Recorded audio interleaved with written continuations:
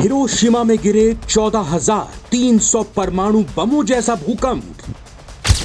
रूस में earthquake, Japan America में सुनामी।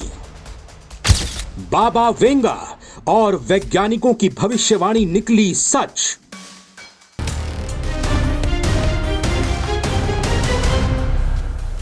रूस में आए 8.8 तीव्रता के शक्तिशाली भूकंप ने पूरी दुनिया में हड़कंप मचा दिया है। रूस के कैमचटका प्रायद्वीप में आए इस भूकंप की तीव्रता इतनी ज्यादा थी कि साइंटिस्ट ने इसकी तुलना हिरोशिमा पर 6 अगस्त 1945 में गिरे परमाणु बम से कर दी है। कहा जा रहा है कि इस भूकंप से इतनी ऊर्जा, इतनी एनर्जी निकली जितनी कि हिरोशिमा में गिरे कुल 14,300 बमों के एक साथ फटने से निकलती। यह सुनकर हर किसी के रोंगटे खड़े हो गए।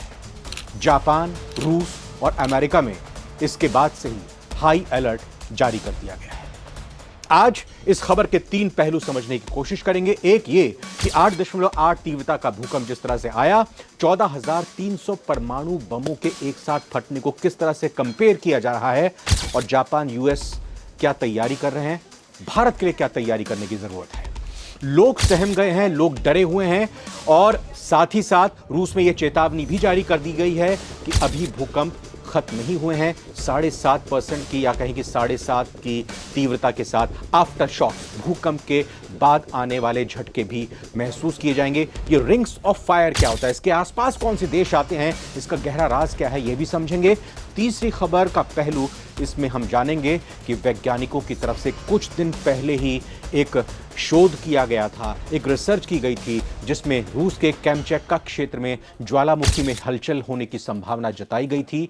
आग और पानी यानी ग्लेशियर और ज्वालामुखी क्या आगे आने वाले समय में हड़कंप मचाएंगे, लोगों को परेशान करेंगे, दुनिया को तबाह करेंगे, पूरी दुनिया पर कहर बरपाएंगे क्या? वैज्ञानिकों ने इसको लेकर क्या चेतावनी दी है और भारत पर क्या असर होगा, क्या तैयारी भारत को करनी चाहिए?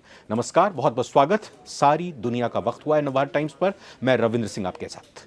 सबसे पहले जानते हैं कि आखिर 8.8 तीव्रता का भूकंप कितना खतरनाक होता है और इसका भारत जैसे देशों पर क्या असर पड़ सकता है। भारत के उत्तर इलाके में यानी भारत के उत्तरी क्षेत्र में बसे हुए गंगा के मैदानी इलाके जैसे लखनऊ, पटना, बनारस, गोरखपुर, दिल्ली भूकंप की दृष्टि से बेहद संवेदनशील माने जाते हैं।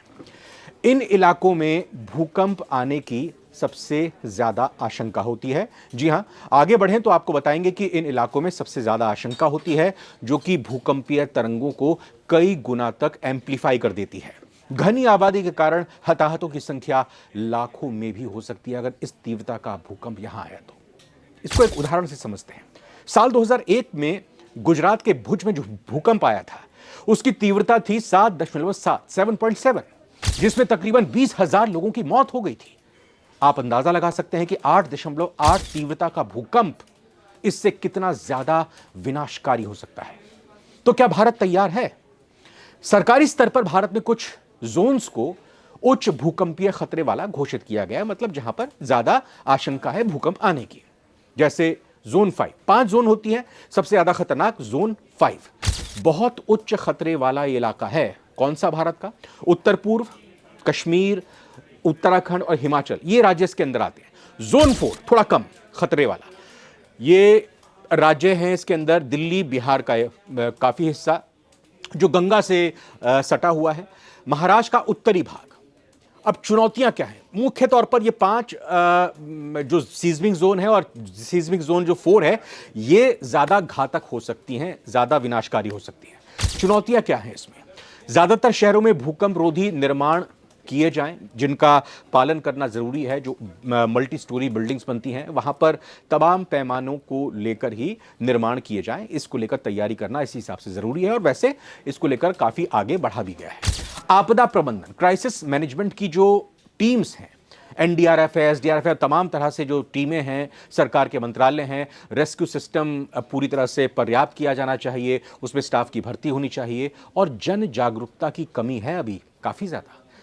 इसको लेकर लोगों को जागरूक करना कि अगर ऐसी आपदा आती है तो किस तरह का रिएक्शन आपको करना है, यह भी तैयारी हम लोगों को करनी जरूरी है। क्योंकि आपको बताना चाहेंगे 8.8 तीव्रता का भूकंप ये केवल आंकड़ा नहीं है, ये एक महाविनाश का पैमाना है जिसकी ऊर्जा 14,300 हिरोशिमा बमों के बराबर है। हमने पहले भी आपको बताया।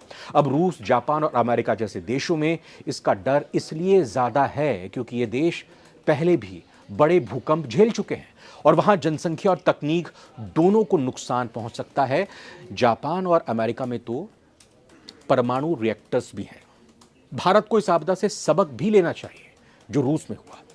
जापान में इससे पहले 2011 में हो चुका है। आशंका भी जताई जा रही है। क्या भारत को सबक लेना चाहिए? दरअसल हमने कुछ एग्जाम्पल्स तो आपको बताए ही कि किस तरह से निर्माण से लेकर जागरूकता से लेकर तमाम चीज़ें ज़रूरी हैं, लेकिन अगर ऐसा नहीं किया तो भविष्य में इसका खामियाजा भुगतना पड़ सकता है। ये तैयारी करनी अभी से ही ज़रूरी है और उसको तेज़ी के साथ करना ज़रूरी है। वैसे ऐसी घटनाओं को देखते हुए ये कहना भी गलत नहीं होगा कि धीरे धीरे जलवायु परिवर्तन, क्लाइमेट चेंज का भयानक असर ही है जो पूरी दुनिया में अब देखने को मिल रहा है। जलवायु परिवर्तन के चलते ग्लेशियर्स और ज्वालामुखियों से एक साथ हो सकने वाले विनाश से जुड़ा हुआ एक शोध हाल ही में वैज्ञानिकों ने पेश किया। इसमें बताया गया कि जलवायु परिवर्तन के कारण ग्लेशियर पिघल रहे हैं। न केवल समुद्र का जल स्तर बढ़ रहा है बल्कि दुनिया भर में ज्वालामुखी विस्फोटों को और भी विनाशकारी ये स्थिति बना सकती है। ये शोध 8 जुलाई 2025 इसी साल किया गया था। चेक रिपब्लिक की राजधानी प्राग में एक सेमिनार हुआ था जिसका नाम था गोल्डस्मिथ कॉन्फ्रेंस। उसमें इस शोध को प्रेजेंट किया गया था। इसमें आशंका जता दी गई थी, यानी इसी महीने जो शोध आया था उसी में आशंका जता दी गई थी कि किस तरह से रूस हो, जापान हो, अमेरिका अभी खतरे के साए में जी रहे हैं। और अब वो शोध यहां पर सामने भी आ गया। आप लगातार कई खबरें तो देख ही रहे होंगे कि भविष्यवाणी भविष्यवक्ताओं की तरफ से की गई, लेकिन ये वैज्ञानिकों के शोध ने पहले ही जता दिया था, बता दिया था कि खतरा अभी मुंह बाए खड़ा है। अब जो रिपोर्ट आई है, ये रिपोर्ट ये भी बताती है कि दुनिया के कौन से देश खतरनाक स्थिति में हैं। एक एक करके बताते हैं और भारत में क्या स्थिति है वो भी बताएंगे। रूस में साइबेरिया का इलाका और कामचटका क्षेत्र जहां पर ज्वालामुखी हैं और साथ ही साथ यूं कहें कि पूरी स्थिति इस तरह की है कि वहां भूकंप आ सकते हैं, इस तरह का विनाश हो सकता है। न्यूजीलैंड, यहां पर ज्वालामुखी और ग्लेशियर पास पास में है, यहां पर भी ऐसी विस्फोटक स्थिति बन सकती है। अंटार्कटिका का हिस्सा जहां मोटी बर्फ की चादरें हैं वो ज्वालामुखी को दबाए हुए हैं। ज्वालामुखी अगर फूटेगा तो न सिर्फ उसकी कंपन बल्कि ज्वालामुखी के फूटने के बाद ग्लेशियर्स के पिघलने से बड़ा घातक असर पड़ सकता है, बड़ा विनाश हो सकता है। उत्तरी अमेरिका की अगर बात करें तो अलास्का और कनाडा में बर्फ से ढके ज्वालामुखी वो भी तबाही का कारण बन सकते हैं। भारत पर क्या असर हो सकता है? हिमालय के ग्लेशियर्स का तेजी से पिघलना भारत के लिए चिंता का विषय है। हालांकि इस रिसर्च के मुताबिक अगर बात करें, भारत में ग्लेशियर के नीचे कोई ज्वालामुखी सक्रिय नहीं है जैसा न्यूजीलैंड में या रूस में या अमेरिका में है या कनाडा में है। भारत में ऐसा नहीं है, इसलिए खतरा भारत में कम है। लेकिन देखा जाए तो जलवायु परिवर्तन के चलते उत्तराखंड और हिमाचल प्रदेश जैसे राज्यों में बाढ़ और भूस्खलन की घटनाएं बढ़ रही हैं। आप देखते भी हैं कि जब बारिश होती है तो उत्तराखंड और हिमाचल से चट्टानों की खिसकने की खबरें लगातार आती हैं, लैंडस्लाइड की खबरें आती हैं, तस्वीरें भी देखने को मिलती हैं। अगर वैश्विक ज्वालामुखी गतिविधियां बढ़ती हैं, ऐसी स्थिति रही तो भारत को भी वायु प्रदूषण, जलवायु परिवर्तन और आर्थिक नुकसान का सामना करना पड़ सकता है। और न सिर्फ हमें तैयारी करने की जरूरत है बल्कि क्लाइमेट को जो नुकसान हो रहा है, जलवायु को जो नुकसान हो रहा है, उसको भी बचाना बहुत जरूरी है। और यह सिर्फ भारत के लिए नहीं बल्कि पूरी दुनिया के लिए जरूरी है।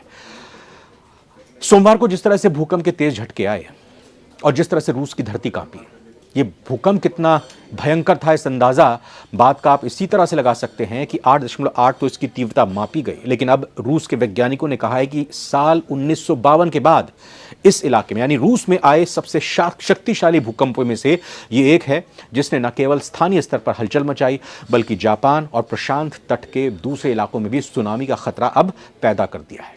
आखिर रूस और जापान में अब डर क्यों बना हुआ है? डर का माहौल क्यों है? कामचटका क्षेत्र जहां पर यह इलाका है, यह पैसिफिक रिंग ऑफ फायर में आता है, जो भूकंप और ज्वालामुखी गतिविधियों के लिए सबसे संवेदनशील इलाका माना जाता है।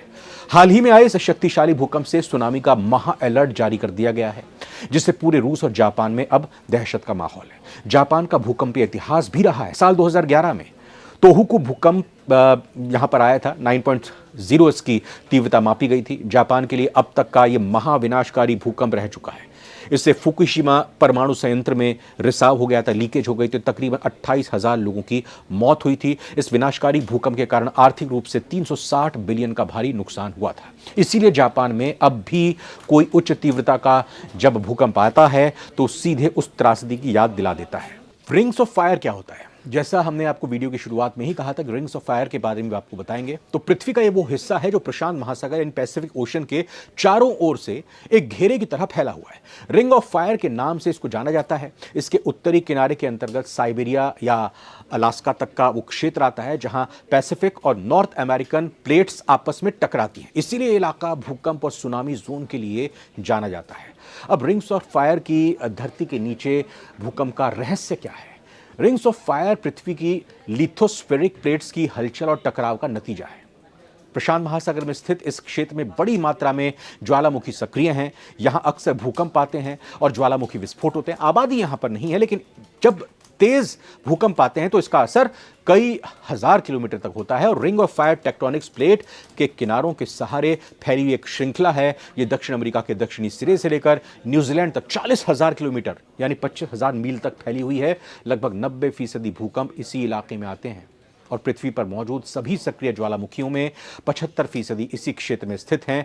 इसका मतलब यह हुआ कि 452 सक्रिय ज्वालामुखी इसी क्षेत्र में आते हैं और इसी वजह से ये जो भूकंप अब आया है, रिंग्स ऑफ फायर कंट्रीज की अगर बात कर ली जाए, उनको सावधान रहने की जरूरत है।